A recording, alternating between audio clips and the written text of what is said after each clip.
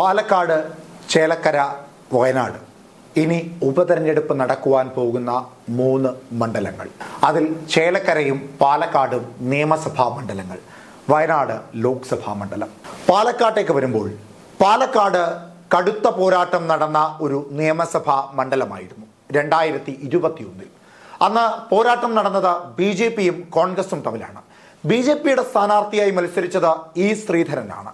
രാഷ്ട്രീയ പോരാട്ടത്തിൽ വ്യക്തിപ്രഭ ഏറെയുള്ള മെട്രോമാൻ എന്ന് അറിയപ്പെടുന്ന E. ശ്രീധരനെ കളത്തിലിറക്കിയതോടുകൂടി BJPയുടെ വിജയപ്രതീക്ഷ വാനോളം ഉയരുകയായിരുന്നു.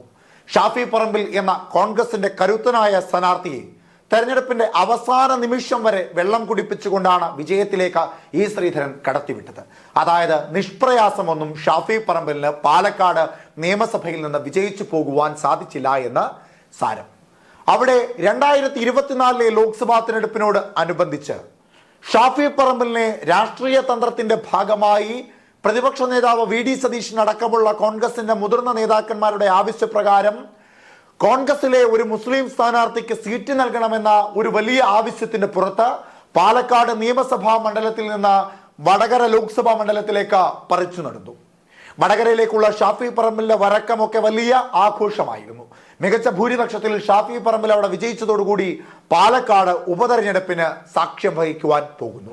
SC മണ്ഡലമായ ആലത്തൂർ ലോക്സഭാ മണ്ഡലത്തിന്റെ കീഴിൽ വരുന്ന ചേലക്കര നിയമസഭാ മണ്ഡലത്തിലെ സ്ഥാനാർത്ഥിയായി വിജയിച്ചു നിന്ന ദേവസ്വം വകുപ്പ് മന്ത്രിയായ K. രാധാകൃഷ്ണൻ ആലത്തൂരിൽ സിറ്റിംഗ് MP ആയ രമ്യ ഹരിദാസിനെ പരാജയപ്പെടുത്തിക്കൊണ്ട് മൃഗീയ ഭൂരിപക്ഷത്തോടുകൂടി വിജയിച്ചു വന്നതോടുകൂടി ചേലക്കരയിൽ ഉപതെരഞ്ഞെടുപ്പ് വരാൻ പോകുന്നു.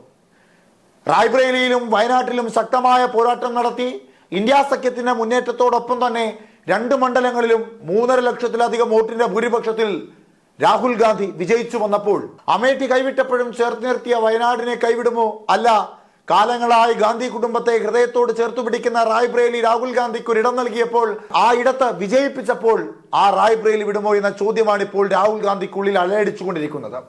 അങ്ങനെ രാഹുൽ ഗാന്ധി ഒടുവിലെടുക്കുവാൻ പോകുന്ന തീരുമാനം സ്വാഭാവികമായും വയനാട് ഉപേക്ഷിക്കുക എന്നുള്ളത് തന്നെയായിരിക്കും. കാരണം നിലവിലത്തെ സാഹചര്യത്തിൽ ഇന്ത്യ സഖ്യം അത്രമേൽ കരുത്താർജിച്ചു കഴിഞ്ഞു. പ്രതിപക്ഷ നേതാവായി തന്നെയാണ് രാഹുൽ ഗാന്ധി നിൽക്കുന്നതും. അതുകൊണ്ട് ഹിന്ദി ഹൃദയഭൂമിയിൽ കോൺഗ്രസിന്റെയും ഇന്ത്യ സഖ്യത്തിന്റെയും കരുത്ത് വർദ്ധിപ്പിക്കണമെങ്കിൽ വടക്കേ ഇന്ത്യൻ സംസ്ഥാനത്ത് പോരാട്ടം നയിക്കുവാൻ അവിടുത്തെ MP ആയി റായ്ബറേലിയിൽ നിൽക്കുന്നതാണ് കോൺഗ്രസിനും രാഹുൽ ഗാന്ധിക്കും ഏറ്റവും ഉത്തമം. അങ്ങനെ വരുമ്പോൾ വയനാട്ടിലും നടക്കുവാൻ പോകുന്നത് ഉപതെരഞ്ഞെടുപ്പാണ്. ഈ മണ്ഡലങ്ങളിൽ നടക്കുവാൻ പോകുന്ന തെരഞ്ഞെടുപ്പിൽ ശുഭപ്രതീക്ഷ ഏറെയുള്ളത് LDFനും UDFനും ഒന്നുമല്ല, അത് BJPക്കാണ്. BJPക്ക് കഴിഞ്ഞ കാലങ്ങളിൽ, അതായത് 2014 മുതൽ 2021 പ്രകടമായി 2024 ശക്തമായത് വെളിപ്പെടുത്തി BJPക്ക് കേരളത്തിൽ വോട്ടിംഗ് ശതമാനം വർദ്ധിക്കുന്നു എന്നുള്ളത്.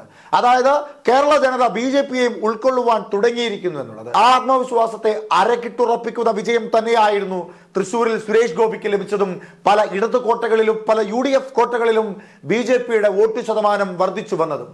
അതുകൊണ്ട് പാലക്കാടും ചേലക്കരയും വയനാട്ടിലും നടക്കുന്ന ഉപതെരഞ്ഞെടുപ്പിൽ ശക്തമായ പോരാട്ടം കാഴ്ചവെച്ചുകൊണ്ട് താൻ ശക്തരാണെന്ന് വീണ്ടും തെളിയിച്ച ജയസാധ്യതയുള്ള പാലക്കാട് വിജയിച്ചു വന്ന നിയമസഭയിലേക്ക് O. രാജഗോപാലിന് ശേഷം BJPയുടെ ശക്തനായ ഒരു സ്ഥാനാർത്ഥിയെ കൂടി കയറ്റിവിടുക എന്ന ഉദ്ദേശം കൂടി BJPക്ക് നിലവിലുണ്ട്. അങ്ങനെ വരുമ്പോൾ പാലക്കാട് BJP സ്ഥാനാർത്ഥി ആര് എന്ന ചോദ്യമാണ് ഇപ്പോൾ ഉയരുന്നത്. കാലങ്ങളായി രാഷ്ട്രീയപരമായ പല തന്ത്രങ്ങളും പയറ്റിയിട്ടും ലോക്സഭയിലും നിയമസഭാ മണ്ഡലത്തിലും അങ്ങനെ വലിയ ശക്തിയായിട്ടൊന്നും കടന്നു വരുവാൻ സാധിക്കാതെ പോയ BJPക്ക് തൃശ്ശൂരിൽ കേരളത്തിൽ ആദ്യമായി അക്കൗണ്ട് തുറക്കുവാൻ അവസരം ഒരുക്കി കൊടുത്തത് സുരേഷ് ഗോപിയാണ്. സുരേഷ് ഗോപിയെ പോലെ ഒരു താരപ്രചാരകന്, സിനിമാ താരത്തിന് പിടിച്ചെടുക്കുവാൻ കഴിയുന്ന തരത്തിലേക്ക് തൃശ്ശൂർ മാറിയിരിക്കുന്നു.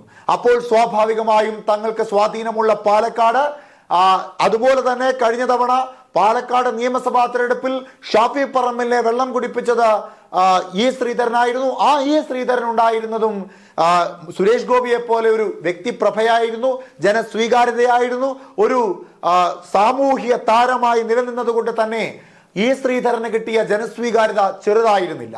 അതിനോടൊപ്പം പാർട്ടിയുടെ സംഘടനാ സംവിധാനം, നഗരസഭ ഭരിക്കുന്നത് BJP എന്നതടക്കമുള്ള സ്വാധീനങ്ങളെല്ലാം ചെലുത്തിക്കൊണ്ട് 2021 ശക്തമായ പോരാട്ടം നടത്തിയ BJPയുടെ നിലവിലത്തെ അവസ്ഥ അതിലും ഏറെ മെച്ചപ്പെട്ടതാണ്. അതുകൊണ്ട് 2024 ഷാഫി പറമ്പിൽ പാലക്കാട് നിയമസഭാ മണ്ഡലത്തിൽ മത്സരിക്കാത്തിടത്തോളം കാലം അവിടെ വിജയപ്രതീക്ഷ ഏറെയുള്ളത് BJPക്കാണ്. 2024 ലോക്സഭാ തെരഞ്ഞെടുപ്പിൽ വടകരയിൽ ഷാഫി പറമ്പലിനെ മത്സരിപ്പിക്കുവാൻ കോൺഗ്രസ് തീരുമാനമെടുത്ത സമയത്ത് LDF ഉയർത്തിയ ഏറ്റവും പ്രധാനപ്പെട്ട ആരോപണങ്ങളിൽ ഒന്ന് പാലക്കാട് BJPക്ക് നൽകുവാൻ പോകുന്നു എന്നുള്ളതാണ്.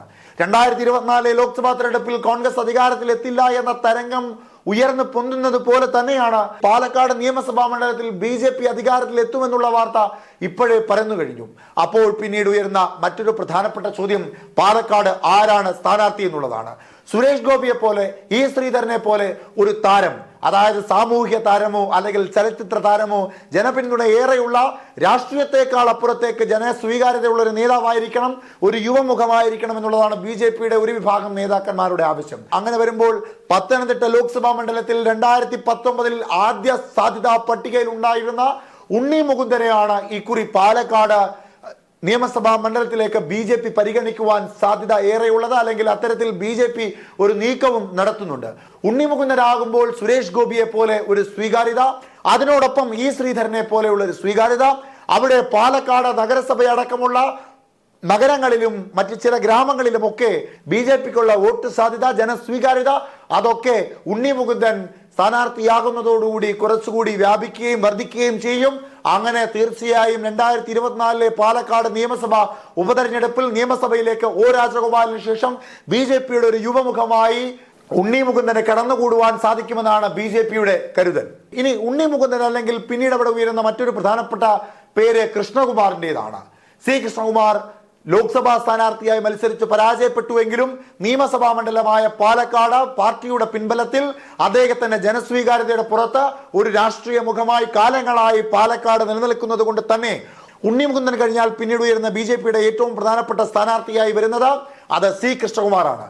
C. കൃഷ്ണകുമാറും ഉണ്ണി മുകുന്ദനും കഴിഞ്ഞാൽ പിന്നീട് അവിടെ ശക്തമായി ഇപ്പോൾ BJPയുടെ ഒരു വിഭാഗം ഉന്നയിക്കുന്ന ഏറ്റവും പ്രധാനപ്പെട്ട പേര് അത് പത്മജ വേണുഗോപാലിൻ്റെതാണ്. 2021 നിയമസഭാ തെരഞ്ഞെടുപ്പിൽ കോൺഗ്രസുമായി കടുത്ത പോരാട്ടം നടത്തി ചെറിയ തോതിൽ പരാജയപ്പെട്ടു പോയ BJPക്ക് ഇക്കുറി കോൺഗ്രസിനെ വലിയ സമ്മർദ്ദത്തിലാക്കുവാൻ കഴിയുന്ന ഒരു സ്ഥാനാർത്ഥിയെ വേണം കളത്തിലിറക്കുക എന്ന തീരുമാനമുണ്ടായാൽ സ്വാഭാവികമായും അത് പത്മജ വേണുഗോപാലിലേക്ക് ചെന്നെത്തി നിൽക്കും. പത്മജ വേണുഗോപാൽ സാക്ഷാൽ K. കരുണാകരന്റെ മകൾ കോൺഗ്രസിനെതിരായി മത്സരിക്കുമ്പോൾ അത് BJPക്ക് വലിയ ഗുണമായി മാറുമെന്ന വിശ്വാസമാണ് BJPക്കുള്ളത്. അങ്ങനെ പാർട്ടിക്കുള്ളിൽ ഇപ്പോൾ സജീവ ചർച്ചയായി നിൽക്കുന്ന മൂന്ന് പ്രധാനപ്പെട്ട സ്ഥാനാർത്ഥികൾ, ഒന്ന് ഉണ്ണി മുകുന്ദൻ, മറ്റൊന്ന് C. കൃഷ്ണകുമാർ, മറ്റൊന്ന് പത്മജ വേണുഗോപാൽ. ഇനി ചേലക്കരയിലേക്ക് വരുമ്പോൾ ആലത്തൂർ ലോക്സഭാ മണ്ഡലം മാത്രമാണ് 2024 ലോക്സഭാ തെരഞ്ഞെടുപ്പിൽ ഇടതുപക്ഷത്തെ ചേർത്ത് നിർത്തിയത്.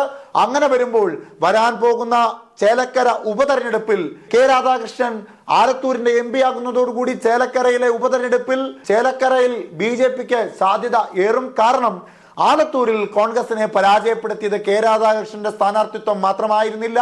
സർക്കാർ വിരുദ്ധ വികാരത്തിനേക്കാളൊക്കെ അപ്പുറത്തേക്ക് CPMനെ വീണ്ടും ഹൃദയത്തോട് ആലത്തൂർ ചേർത്ത് പിടിച്ചെങ്കിൽ, അവിടെ ഭൂരിപക്ഷം ലഭിച്ചെങ്കിൽ അതിന്റെ പ്രധാന കാരണം BJP സ്ഥാനാർത്ഥിയായ സരസുവാണ്.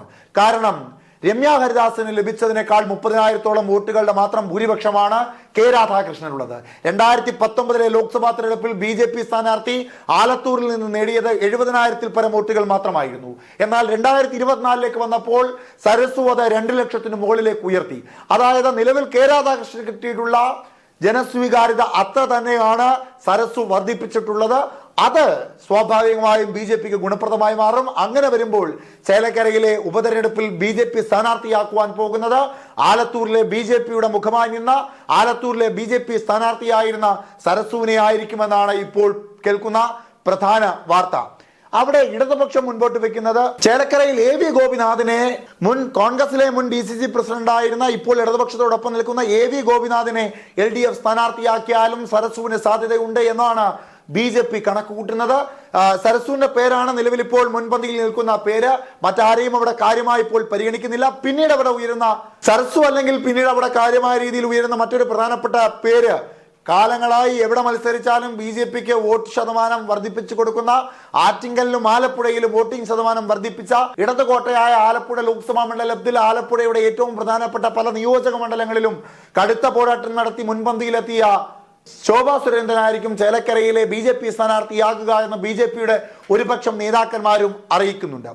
ഇനി വയനാട്ടിലേക്ക് വരുമ്പോൾ, വയനാട്ടിൽ രാഹുൽ ഗാന്ധി അല്ലെങ്കിൽ പിന്നീട് അവിടെ മത്സരിക്കുവാൻ പോകുന്നത് പ്രിയങ്ക ഗാന്ധി ആകുവാനുള്ള സാധ്യത ഏറെയാണ്. അതിനോടൊപ്പം അവിടെ മുസ്ലിം സ്ഥാനാർത്ഥിയെയും പരിഗണിക്കണമെന്ന് പല മുസ്ലിം സമുദായങ്ങളും ഒക്കെ ആവശ്യം ഉന്നയിക്കുന്നുണ്ട്. അതായത് രാഹുൽ ഗാന്ധിയോളം തലപ്പൊക്കമുള്ള, രാഹുൽ ഗാന്ധി തരംഗമൊന്നും ഉണ്ടാക്കാൻ സാധിക്കാത്ത ഒരു സ്ഥാനാർത്ഥിയായിരിക്കും വയനാട്ടിൽ മത്സരിക്കുവാൻ പോകുന്നത്. അതുകൊണ്ട് തന്നെ ന്യൂനപക്ഷങ്ങൾ കൂടുതലായുള്ള വയനാട് ലോക്സഭാ മണ്ഡലത്തിൽ ദേശീയ തലത്തിൽ അറിയപ്പെടുന്ന ഒരു ന്യൂനപക്ഷ BJP നേതാവിനെ കളത്തിലിറക്കുക എന്ന ഉദ്ദേശമാണ് നിലവിൽ BJP മുൻപോട്ട് വെക്കുന്നത്. 2024 ഇക്കഴിഞ്ഞ ലോക്സഭാ തെരഞ്ഞെടുപ്പിൽ BJP വമ്പൻ പരാജയങ്ങൾ നേരിടേണ്ടി വന്ന ലോക്സഭാ മണ്ഡലങ്ങളിൽ മുൻപന്തിയിൽ നിൽക്കുന്നത് വയനാടാണ്. വയനാട്ടിൽ BJPയുടെ സംസ്ഥാന അധ്യക്ഷനായ K സുരേന്ദ്രനെ പോലും കളത്തിലിറക്കിയിട്ടും കെട്ടിവെച്ച കാശ് പോലും തിരിച്ചെടുക്കുവാൻ കഴിയാത്ത തരത്തിലേക്ക് പരാജയപ്പെട്ടു പോവുകയായിരുന്നു. അതുകൊണ്ട് ഒരു ന്യൂനപക്ഷ സ്ഥാനാർത്ഥിയെ കളത്തിലിറക്കണമെന്ന ആവശ്യം BJP ശക്തമാക്കുന്നുണ്ട്. അതും ദേശീയ തലത്തിൽ അറിയപ്പെടുന്ന ന്യൂനപക്ഷ നേതാവായ ഒരു സ്ഥാനാർത്ഥി AP അബ്ദുള്ളക്കുട്ടിയിലേക്കാണ് ആ പേര് ചെന്ന് നിൽക്കുന്നത്. BJPയുടെ സംസ്ഥാന വൈസ് പ്രസിഡന്റും BJPയിലെ ന്യൂനപക്ഷ മുഖവുമായി നിൽക്കുന്ന AP അബ്ദുള്ളക്കുട്ടി വയനാട്ടിലെ BJP സ്ഥാനാർത്ഥിയായാൽ സ്വാഭാവികമായും BJPക്ക് വയനാട്ടിൽ കുറച്ചുകൂടി ആഴത്തിൽ വേരിറക്കി ഒരു വലിയ തരംഗമുണ്ടാക്കുവാൻ സാധിക്കുമെന്ന ആത്മവിശ്വാസമാണ് നിലവിൽ BJPക്കുള്ളത്. എന്തായാലും 3 ഉപതെരഞ്ഞെടുപ്പുകൾ നടക്കുവാൻ പോകുന്നു. 2 നിയമസഭാ തെരഞ്ഞെടുപ്പുകൾ, 1 ലോക്സഭാ തെരഞ്ഞെടുപ്പ്. ഈ 3 ഉപതെരഞ്ഞെടുപ്പുകളും വളരെ നിർണായകമാണ്. 3ഇടത്തും BJPക്ക് വലിയ പ്രതീക്ഷയാണുള്ളത്. അതിൽ ഏറ്റവും മുൻപന്തിയിൽ പ്രതീക്ഷ പുലർത്തുന്നത് പാലക്കാട് നിയമസഭാ മണ്ഡലത്തിലാണ്. ഷാഫി പറമ്പിൽ ഇല്ലാത്ത പക്ഷം ഒരു യുവമുഖത്തെ കളത്തിലിറക്കിക്കൊണ്ട്, സുരേഷ് ഗോപിയെ പോലൊരു താരത്തെ കളത്തിലിറക്കിക്കൊണ്ട് ഉണ്ണിമുഖത്തിനെ കളത്തിലേക്ക് കളം പിടിക്കാം. അതല്ല എങ്കിൽ C കൃഷ്ണകുമാർ, അതുമല്ല എങ്കിൽ പിന്നീട് അവിടെ പത്മജ വേണുഗോപാൽ, ചേലക്കരയിൽ സരസു, അല്ലെങ്കിൽ പിന്നീട് ഇടതുകോട്ടകളെ പോലും വിറപ്പിച്ച BJPയുടെ ഏറ്റവും പ്രധാനപ്പെട്ട നേതാവ്, BJPയുടെ സംസ്ഥാന അധ്യക്ഷയായി പരിഗണിക്കുവാൻ സാധ്യത ഏറെയുള്ള ശോഭാ സുരേന്ദ്രൻ, പിന്നീട് വരുമ്പോൾ വയനാട്ടിൽ ന്യൂനപക്ഷ വോട്ടുകളെ പിടിച്ചെടുക്കുവാൻ AP അബ്ദുള്ളക്കുട്ടി. അതായത് രണ്ടും കൽപ്പിച്ചു തന്നെയാണ് BJP മുൻപോട്ട് വരുന്നത്. 2021ലെയും 24ലെയും വോട്ടിംഗ് ശതമാനത്തിലെ വർധനവ് BJPക്ക് നൽകുന്ന ആത്മവിശ്വാസം ചെറുതൊന്നുമല്ല.